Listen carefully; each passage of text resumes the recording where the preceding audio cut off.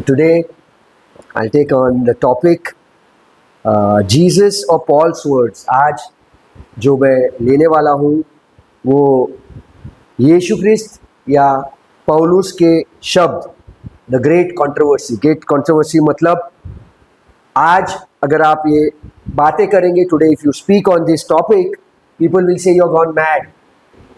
So today let us see what are the words of Jesus, are the words of Jesus from his earthly ministry, Matthew, Mark, Luke, John, contradicting what Paul is speaking. What is the reason? We'll see a brief thing. Today the body of Christ, when we say the body of Christ, जो प्रभु यीशु का शरीर कहते हैं हम लोग, church, कलीसिया, जो right division करते हैं वो लोग हमेशा जो कुछ भी शब्द पौलू कहता है उसके ऊपर इंपॉर्टेंस देते हैं, क्योंकि पौलुस जो शब्द कहता है वह पुनर्जीवित हुआ यीशु के शब्द है. Paul is speaking the words of the resurrected Lord Jesus. But today if you speak this, it becomes a great controversy.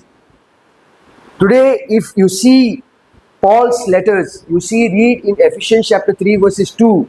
He speaks of the dispensation of the grace of God which was given to him. एफिसियो अध्याय 3 का 2. एफिसियो 3 का 2. If ye have heard of the dispensation of the grace of God which is given me to you, how that by revelation he made known unto me the mystery, as I wrote afore in few words. Okay. यदि तुमने परमेश्वर के उस अनुग्रह के प्रबंध का समाचार सुना हो जो तुम्हारे लिए मुझे दिया गया, अर्थात यह कि वह भेद मुझ पर प्रकाश के द्वारा प्रकट हुआ, जैसे मैं पहले संक्षेप में लिख चुका हूं.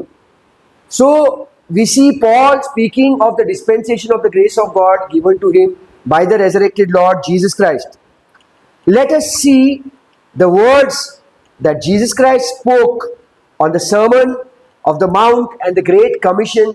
How many people today are following them, when actually when you speak on Paul's gospel, how they contradict what you say, and they say then that see, he does not believe in Jesus Christ. जब हम लोग पौलुस के बारे में बातें करते हैं तो बहुत से लोग कहते हैं कि देखो ये किस तरह से यीशु ख्रिस्त को नीचा करता है और पौलुस को ऊपर उठाता है.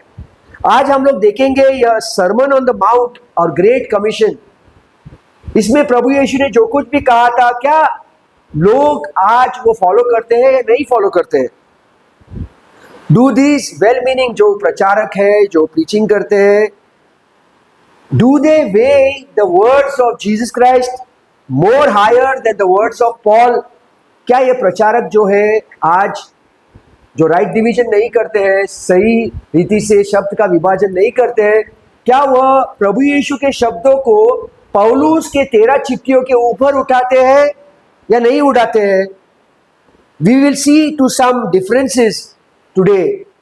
Do today's preachers who erroneously promote the law of Moses subject themselves to the law of Moses as Jesus spoke on the Sermon of the Mount? प्रभु यीशु ने ये सर्मन ऑफ द माउंट पे जो व्यवस्था के बारे में बताया था, क्या ये प्रचारक आज वो व्यवस्था फॉलो करते हैं? और अगर फॉलो नहीं करते हैं तो कारण क्या है? जीसस क्या कहता है? व्हाट डज जीसस से इन मैथ्यू चैप्टर 5 वर्सेस 17 to 19? प्रभु यीशु क्या कहता है देखेंगे मत्ती के अध्याय 5 17 के 19 तक. मैथ्यू चैप्टर 5 वर्सेस 17 to 19, 17 से 19 तक. Think not that I am come to destroy the law or the prophets. I am not come to destroy, but to fulfill. For verily I say unto you, till heaven and earth pass, one jot or one tittle shall in no wise pass from the law, till all be fulfilled. Whosoever therefore shall break one of these least commandments, and shall teach men so, he shall be called the least in the kingdom of heaven. But whosoever shall do and teach them, the same shall be called great in the kingdom of heaven. So what do we see Jesus speaking over? Does he speak of the law of Moses to be much greater than anything? And if anybody in Matthew, Mark, Luke, John would break the law, he would be least in the kingdom of heaven. Now, हम लोग देखते हैं कि प्रभु यीशु मत्ती के अध्याय 5 के 17 से 19 तक जो सर्मन ऑफ द माउंट में पढ़ाता है, क्या कहता है? यह न समझो कि मैं व्यवस्था या भविष्यद्वक्ताओं की पुस्तकों को लोप करने आया हूं. लोप करने नहीं, परंतु पूरा करने आया हूं. Jesus came to fulfil it. क्योंकि मैं तुमसे किससे कह रहा है प्रभु यीशु? मैं तुमसे सच कहता हूं कि जब तक आकाश और पृथ्वी टल न जाए तब तक व्यवस्था से एकमात्र या बिंदु भी बिना पूरा हुए नहीं टलेगा.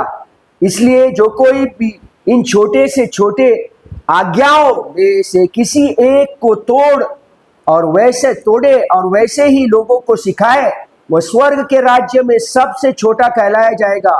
परंतु जो कोई उनका पालन करेगा और उन्हें सिखाएगा, वह स्वर्ग के राज्य में महान कहलाएगा.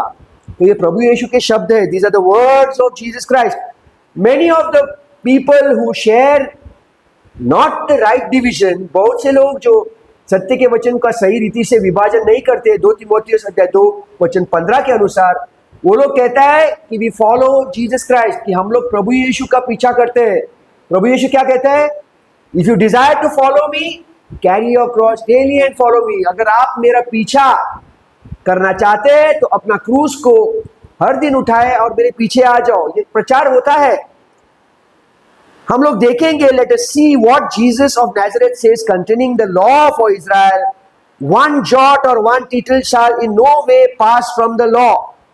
एक बिंदु भी यह व्यवस्था से कोई भी नहीं घटा सकता है ना. इसलिए जो कोई भी इन छोटे से छोटे आज्ञाओं में से, ओके, यहां पर लिखा, लोप करने नहीं परंतु पूरा करने आया हूं. क्योंकि मैं तुमसे सच कहता हूं कि जब तक आकाश और पृथ्वी टल न जाए तब तक व्यवस्था का एकमात्र यह बिंदु भी बिना पूरी हुई न टलेगा. नॉट इवन वन जॉट, एक पॉइंट मात्र. टिटल मतलब the smallest part in writing English. The law has to be kept. Many preachers have been speaking about this. Jesus spoke about it. Jesus spoke about what was spoken in Exodus chapter 31 verses 14. You shall keep the Sabbath therefore, for it is holy unto you.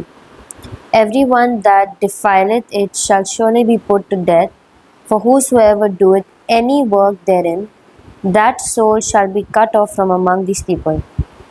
अभी हम लोगों ने देखा था. We just saw now in Matthew chapter 5 verses 17 to 19, Jesus speaks about the law. What is that law? That law is the same part of what Moses had spoken. If you read Exodus chapter 31 verses 14, अगर हम लोग पढ़ेंगे, यहाँ पर लिखा हुआ है वचन 14 में, एक्सोडस अध्याय 31 वचन 14, इस कारण तुम विश्राम दिन को मानना, क्योंकि वह तुम्हारे लिए पवित्र ठहरा है. जो उसको अपवित्र करे वह निश्चय मार डाला जाए.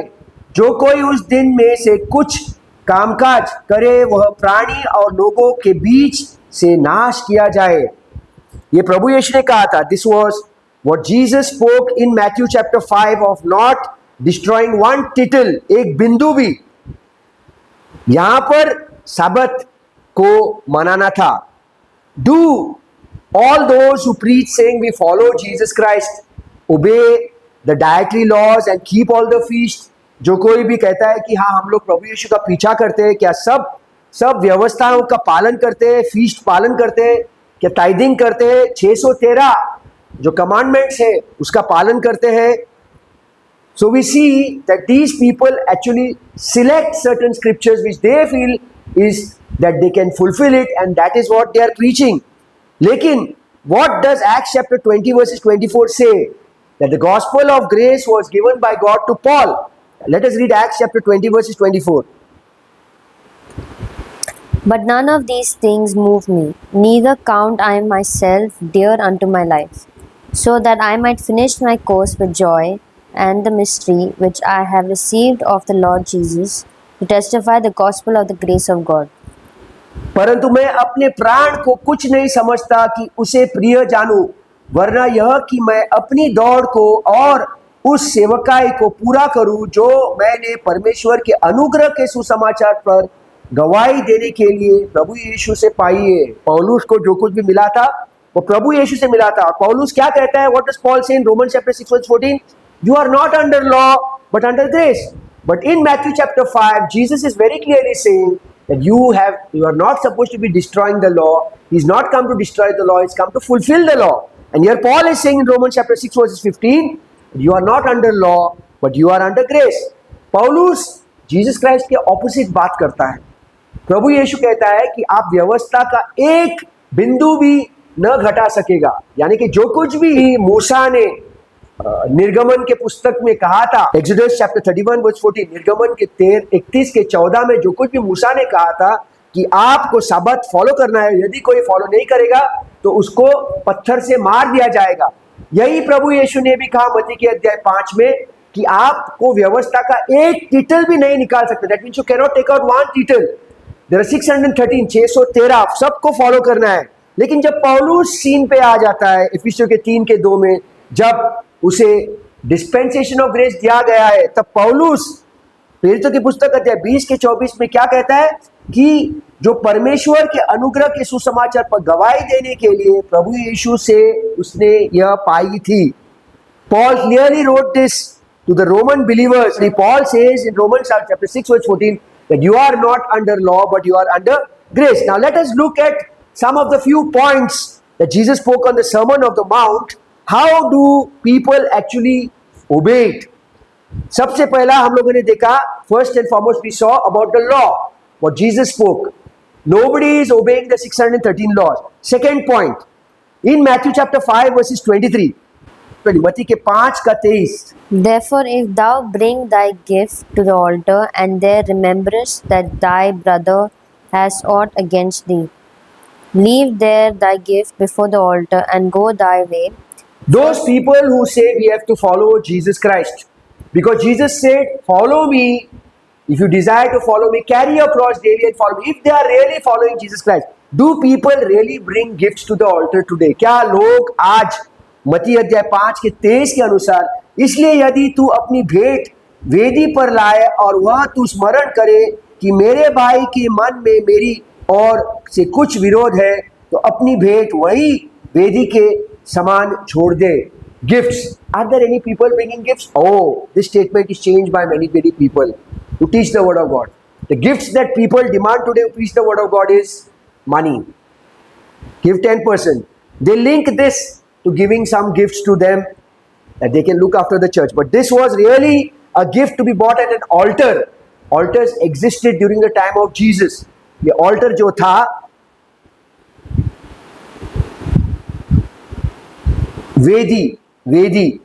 वेदी पर ला, ये वेदी जो था उस समय में उपस्थित था. Today there are no altars. So there is nobody who is following Matthew chapter 5 verses 23 and read 24. Leave there thy gift before the altar, and go thy way. First be reconciled to thy brother, and then come and offer thy gift. और जाकर पहले अपने भाई से मिलाप कर, तब आकर अपनी भेंट चढ़ाए. Are there anybody who follows this? I think there is no one. Third point, do people freely give to all who ask of them? क्या जो कोई भी उस लोगों से जो कुछ भी पूछते हैं, क्या वो लोग फ्रीली देते हैं? मत्ती के अध्याय 5 का 42 पढ़ेंगे. Matthew chapter 5 versus 42. Matthew chapter 5 versus 42. Give to him that asketh thee, and from him that would borrow of thee, turn not thou away.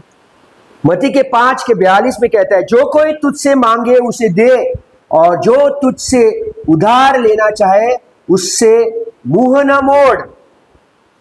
What is he saying over here? Give to him that asketh thee, and from him that would borrow of thee, turn not thou away. Are there Christian believers today who really give people when they ask? Somebody is begging on the street. Do they really give them? When somebody borrows something from them, what they do? They keep an account. If he has borrowed something from me, I need to take it back from him. They are not obeying this. Read Matthew chapter 10 verses 8 and 9. मत्ती के 10 का 8 और 9. Heal the sick, cleanse the lepers, raise the dead, cast out devils. Freely ye have received, freely give.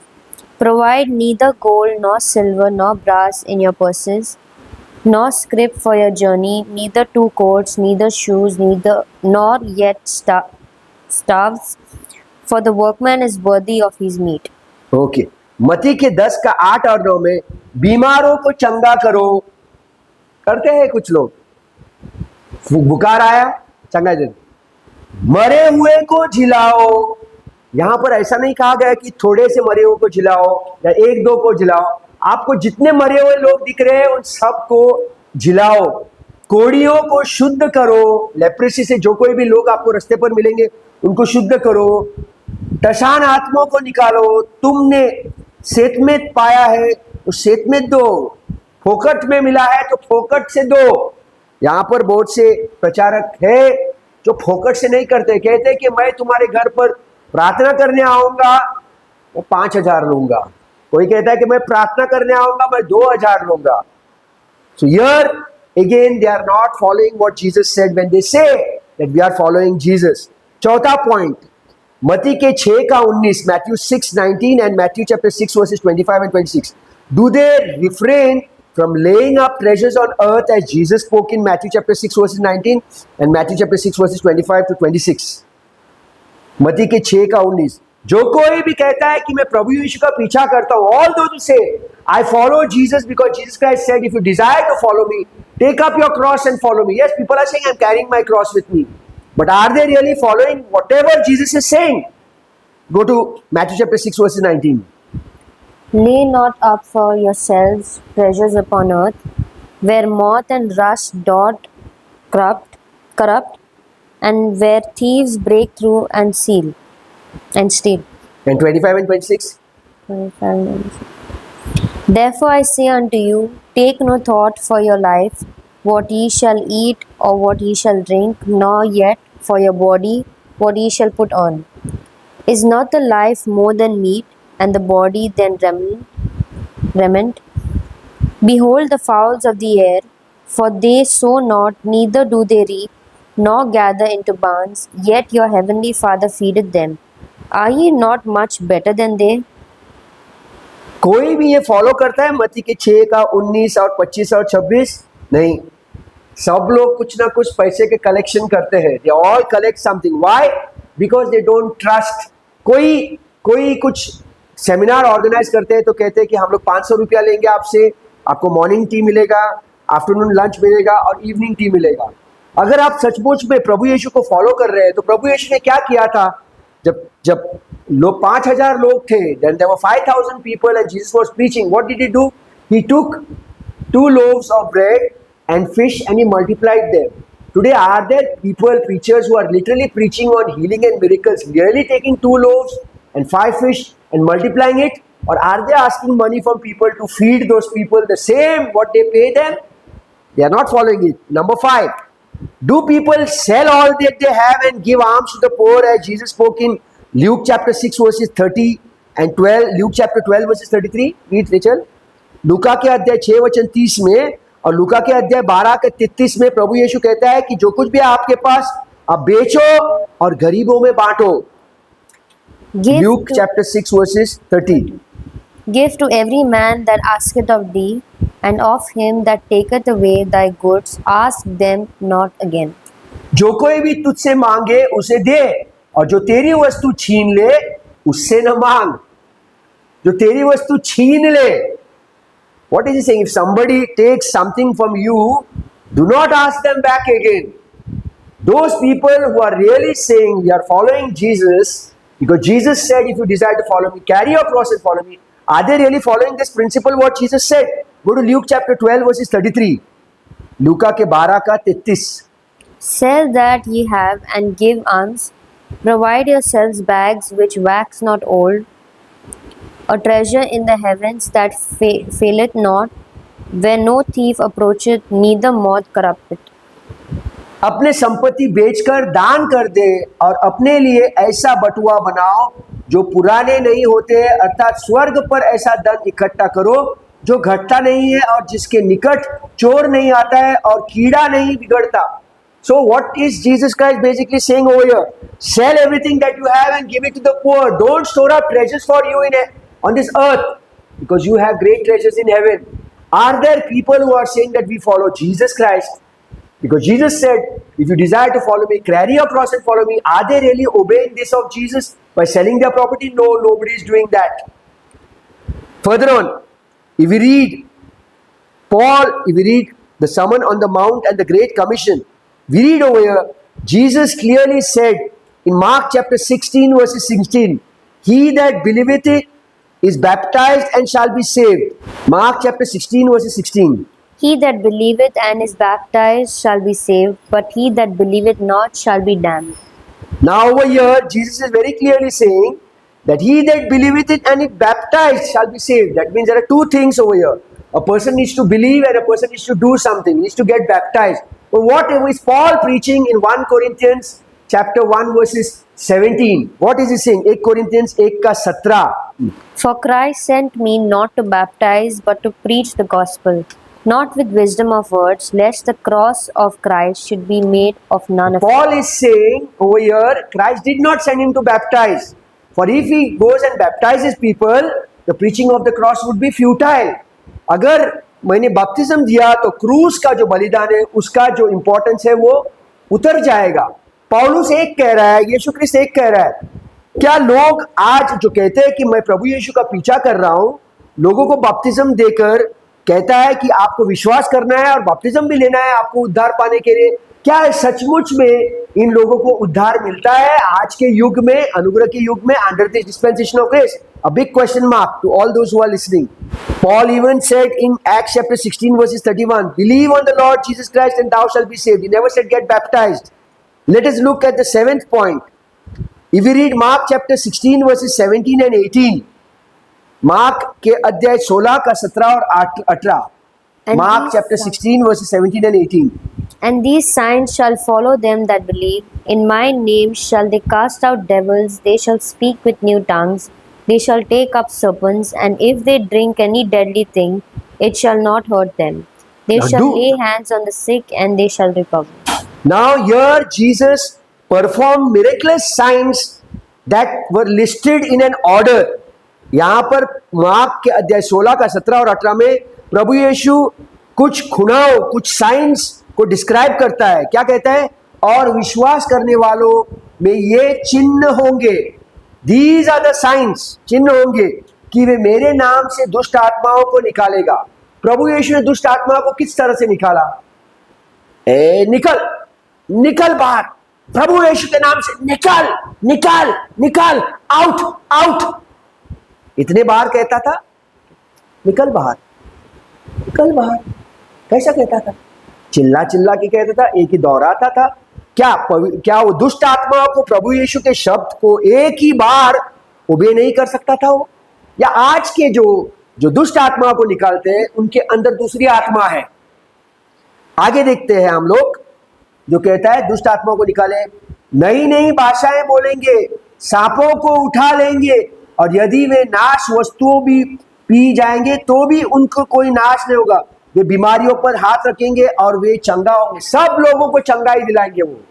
मेरा यह प्रश्न है कि आज जो हमारे अस्पताल में कितने लोग बीमारी से पड़े हुए हैं, क्या इन लोगों को यह दिखाई नहीं पड़ता है कि अस्पताल में जो लोग बीमार से पड़े हुए उन लोगों को चंगाई दिलाए, या सिर्फ जो लोग उनके मीटिंगों में आते हैं उनको ही चंगाई दिलाते हैं? बिग प्रश्न चिन्ह, एक बड़ा प्रश्न चिन्ह है, वेरी बिग क्वेश्चन मार्क. आगे मत्ती के अध्याय 8 का 16, do they heal all that they come to them as Jesus did? Matthew chapter 8 verses 16, मत्ती के अध्याय 8 का 16. When the even was come, they brought unto him many that were possessed with devils, and he cast out the spirits with his word, and healed all that was sick. Healed some. All that was sick. Healed some. जब संध्या हुई तब वे उसके पास बहुत से लोगों को लाए जिनमें दुष्ट आत्माएं थी, और उसने उन आत्माओं को अपने वचन से निकाल दिया, और कुछ लोगों को बीमारियों से चंगा किया. कुछ, सब, वेरी राइट, यह शब्द है. भाई के पास हिंदी बाइबल नहीं है फिर भी वो सब कहता है. सही बोला भाई आपने. और सब बीमारियों को चंगाई किया, सब, यानी कि कोई लकवा मारा हुआ, किसी का टांग नहीं है, उनका टांग को भी बढ़ा दिया। कुछ ही लोगों को चंगाई नहीं दिलाया। ऐसे बहुत से लोग हैं जो ऐसे चंगाई के सेशन को जाते हैं लेकिन घर पर बीमार आ जाते हैं। क्या सचमुच में ये लोग जो कहते हैं कि हम प्रभु यीशु का पीछा करते हैं, प्रभु यीशु ने कहा अगर आप मेरा पीछा करना चाहते हैं तो अपना क्रूस को उठाओ और मेरे पीछे आ जाओ, क्या सचमुच में ये लोग जो प्रभु यीशु को पीछा मती, मार्क, लूका और योना में करते हैं, क्या सचमुच में जो प्रभु यीशु ने कहा वो करते हैं? नहीं करते। Are they doing it? Question to you, जो कोई भी देख रहा है प्रश्न पूछ के देखो, क्या जो कुछ भी प्रभु यीशु ने किया, जो कोई भी मती, मार्क, लूका, यूहन्ना का प्रचार करते हैं, मैं प्रचार करना नहीं है ऐसा मत कहो, पूरा स्क्रिप्चर हमारे लिए, all scripture is inspired by God, सब स्क्रिप्चर हमारे लिए, लेकिन there are few scriptures that are addressed to us, the 13 epistles of Paul. Even in those 13 epistles, some places Paul is addressing the Jews, like Romans chapter 9, 10, 11, many places. Ninth point, do those who promote the Great Commission today follow it in giving the Jews first place in their ministry? What did Jesus say in Luke chapter 24 verses 47? क्या नौवा point, क्या जो कोई भी great commission के बारे में बात करते हैं, क्या सचमुच में वो लोग यहूदी लोगों को इंपॉर्टेंस देते हैं? देखेंगे हम लोग Luke chapter 24 versus 47. And that repentance and remission of sins should be preached in his name. Wait. Luke chapter 24 verses 47. Read again. And that repentance and remission of sins should be preached in his name Among all nations, beginning from India, Jerusalem. beginning from Goa. Jerusalem. Why beginning from Jerusalem? Who were there in Jerusalem? Are there people really beginning their ministry from Jerusalem? Nobody is following this. And that repentance and remission of sins should be preached in his name among all nations, beginning from where? Beginning from Jerusalem. कोई भी इसका पालन नहीं करते। Read Acts chapter 1 verses 8. प्रेरितों की पुस्तक 1 का 8.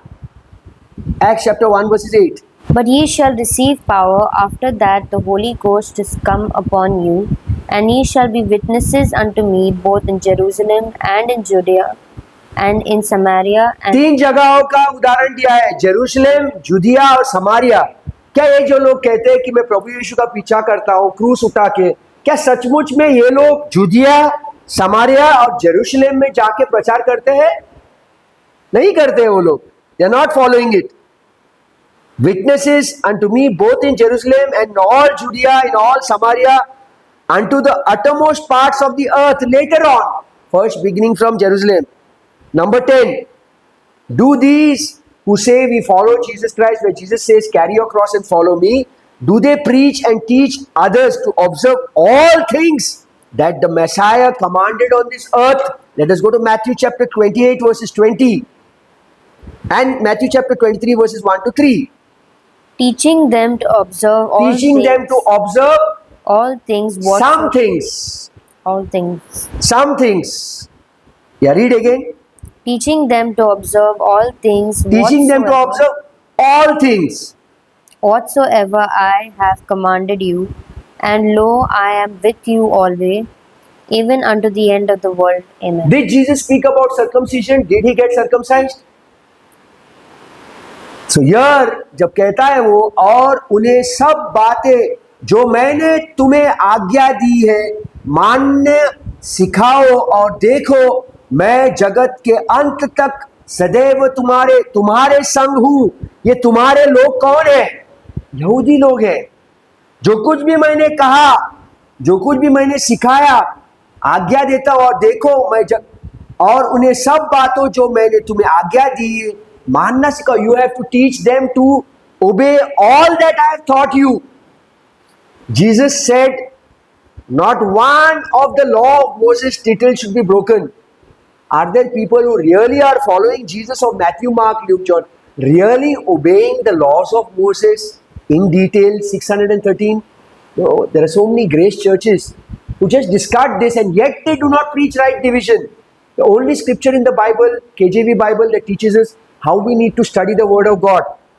Further on, we read in Matthew chapter 23 verses 1 to 3. Matthew chapter 23 verses 1 to 3. Spoke Jesus to the multitude and to his disciples, saying, The scribes and the Pharisees sit in Moses' feet.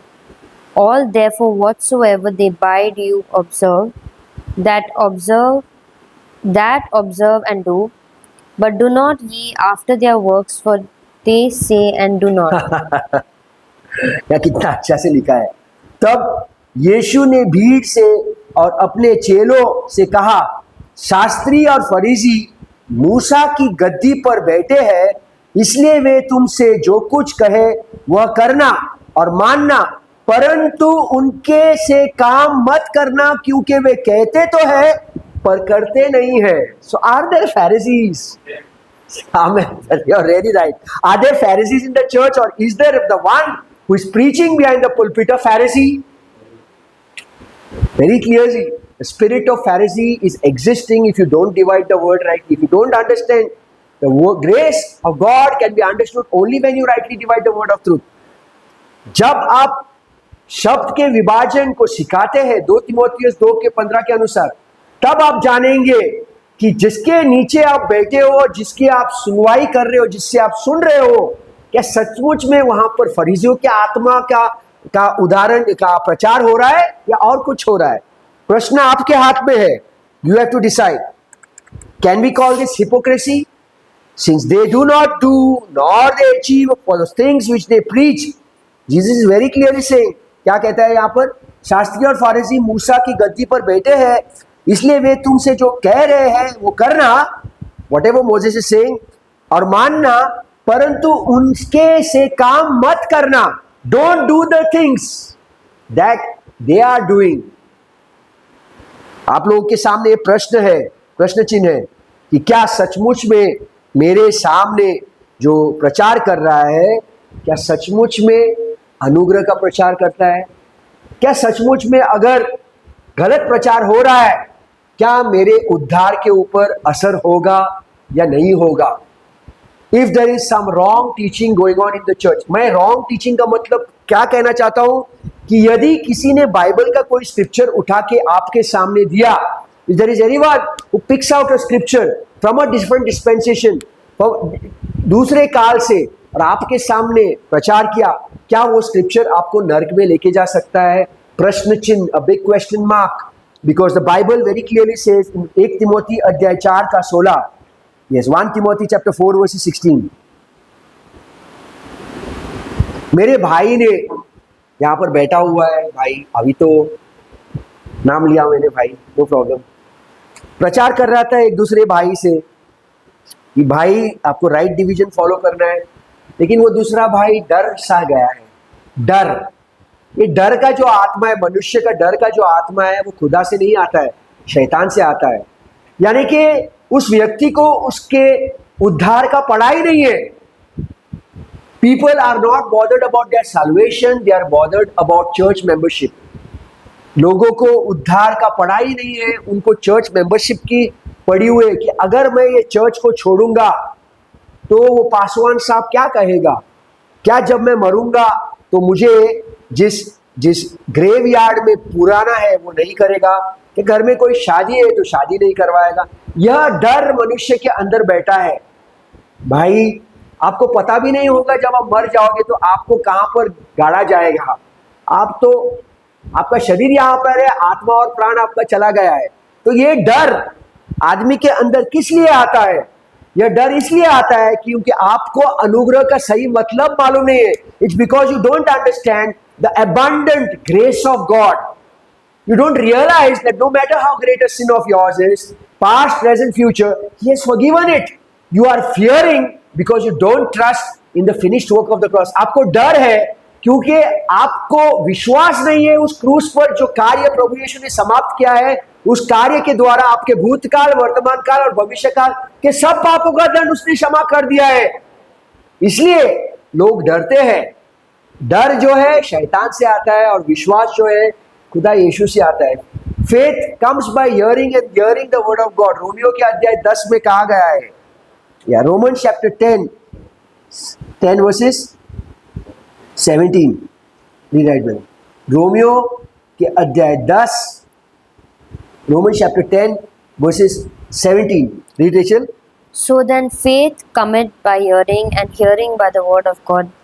सो विश्वास सुनने से और सुनाना मसीहा के वचन से होता है. मैं इसका दूसरा ऑपोजिट कहता हूं.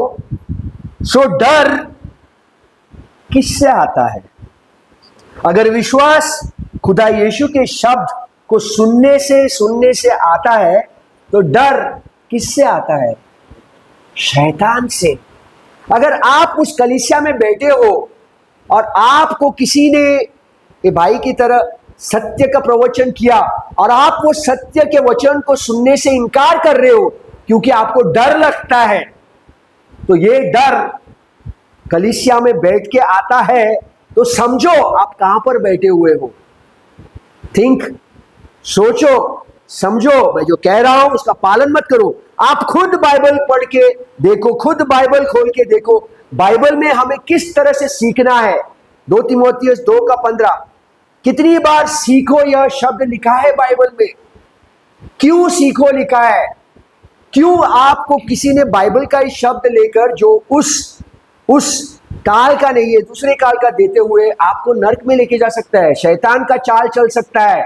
शैतान ने वही चाल चला प्रभु यीशु के साथ. मत्ती के अध्याय 4:6 में कहा कि लिखा गया है वचन संहिता अध्याय 91 वचन 11 और 12 में कि अगर आप यहां से जंप करोगे तो आपके पिता आपके स्वर्गदूत भेजेगा और स्वर्गदूत आपके पैर को पकड़ेंगे, आपके पैर पत्थर पे नहीं लगेंगे. यह शब्द शैतान जानता था, लेकिन शैतान ने दूसरे काल का लेकर प्रभु यीशु के सामने प्रस्तुत किया. प्रभु यीशु खुद शब्द था, इसलिए उसने क्या कहा? ऐसा भी लिखा है मत्ती के अध्याय 4:7 में कि आप खुदा के बेटे को टेस्ट मत करो. Do not test the son of God. Deuteronomy chapter 6 verse 16 quote किया. तो अगर कोई भी, मैं भी अगर आपके सामने प्रचार करता हूं तो आपका अधिकार होता है एक सही बेरियन की तरह. प्रेरितों की पुस्तक एक्ट्स चैप्टर 11, प्रेरितों की पुस्तक अध्याय 17:11. These were more noble than those in Thessalonica. Okay, 17:10 और 11 पढ़ो. 17:10 और 11. And the brethren immediately sent away Paul and Silas by night unto Berea, who coming thither went into the synagogue of the Jews. These are more noble than those in Thessalonica, in that they received the word with all readiness of mind and searched the scriptures daily whether those things were so. क्या करते हैं यहाँ पर? पुराने वाचे का वचन सुना रहा था पौलुस, और यहाँ पर क्या करते हैं? भाइयों ने तुरंत रात पौलुस और सिलास को बेरिया में भेज दिया और वे वहां पहुंचकर यहूदियों के आराधनालय में गए. ये लोग तो थेसलोनिका के यहूदियों से भले थे और उन्होंने बड़ी लालसा से वचन ग्रहण किया और प्रतिदिन पवित्र शास्त्र में ढूंढते रहे कि क्या ये बात यूं ही है कि नहीं. अगर बेरिया के लोग खुद बाइबल खोल के जो पौलुस प्रचार कर रहा था उसका तपासनी करने लगे, देखने लगे कि क्या सही है या गलत. अगर पौलुस ने गलत प्रचार किया होता तो क्या ये लोग चुप बैठते? नहीं बैठते. क्या करते? जाके पौलुस को प्रश्न करते कि भाई जो आपने पढ़ाया ये सही है? नहीं, ये गलत है. अगर पौलुस के सामने जो लोग सुन रहे थे जिनके बारे में ये लिखा है, तो हमें क्या करना है? मैं तो पौलुस नहीं हूं. अगर आप सुन रहे हो मुझे तो खुद अपने केजेवी बाइबल खोल के देखो कि क्या मैं गलत सिखा रहा हूं. अगर गलत सिखा रहा हूं तो आप प्लीज कमेंट सेक्शन में कमेंट कर दो कि ये गलत है. लेकिन एक कंडीशन है. क्या? आपको राइटली डिवाइड करना है. अगर आप राइटली डिवाइड नहीं कर रहे हो जो बाइबल में लिखा हुआ है, केजेवी बाइबल में किस तरह से हमें सीखना है, तो आप कहेंगे कि जो कुछ भी मैं प्रचार कर रहा हूं वो गलत है. मैं खुद का गर्व नहीं करता हूं, मैं उस क्रूस का गर्व करता हूं. लास्ट स्क्रिप्चर ले रहा हूं गलीतियों के अध्याय 6:14. Galatians chapter 6 verse 14. I boast in the cross as Paul boasts in the cross because the cross delivers us, sets us free from every bondage. क्रूस का प्रचार गलीतियों के अध्याय 6:14. Read Rachel. But God forbid that I should glory save in the cross of our Lord Jesus Christ, by whom the world is crucified unto me and I unto the world. But God forbid that I should glory save in the cross of our Lord Jesus Christ, by whom the world is crucified unto me and I unto the world. क्या कह रहा है वो हिंदी में? पर ऐसा ना हो कि मैं और किसी बात का घमंड करूं। घमंड, हम लोग कहते हैं कि वो आदमी घमंडी है। आज अगर आपको क्रूस का मतलब पता है, जिस तरह से पौलू कह रहा है कि मुझे क्रूस का घमंड है, आपको भी उस क्रूस का घमंड रहेगा। क्या घमंड है उस क्रूस के बारे में? कि उस क्रूस पर जो बलिदान दिया प्रभु यीशु ने, मारा गया, गाड़ा गया, तीसरे दिन वो मुर्दों में से जी उठा, उस क्रूस पर जो बलिदान किया पापों के लिए, ऐसा कोई पाप इतना बड़ा नहीं है जो प्रभु यीशु क्रूस पर खत्म नहीं किया है। There is no sin so great that Jesus Christ has not forgiven on the cross of Calvary. If you think that you have stopped sinning, that you are doing a mistake, अगर आप सोच रहे हो अपने मन में कि ये क्या बात कर रहा है, क्या हम सब पाप की क्षमा मिल चुके हैं तो क्या हम पाप करते रहे? मेरा प्रश्न है कि क्या आपने पाप करना बंद कर दिया है? मनुष्य इस शरीर में, जिस शरीर में उद्धार नहीं मिला है, आत्मा और प्राण में मिला है, इस शरीर में पाप करता रहेगा, इस शरीर में बीमारी आता रहेगा, ये शरीर बुढ़ा बनेगा। और एक दिन अगर प्रभु यीशु नहीं आया, 1 थिस्सलुनीसियंस अध्याय 4 13 से 18 तक, if Jesus Christ does not come and before that I die, I will rise up again to be receiving a glorified body. अगर मैं जिंदा हूं उस समय पे तो मुझे महिमा वाली शरीर मिलेगा। ये कहते हुए मैं समाप्त कर रहा हूं। आपको कोई प्रश्न है, if you have any questions, feel free to comment in the comment section. Thank you very much for listening. Stay blessed and stay complete in Christ. Thank you.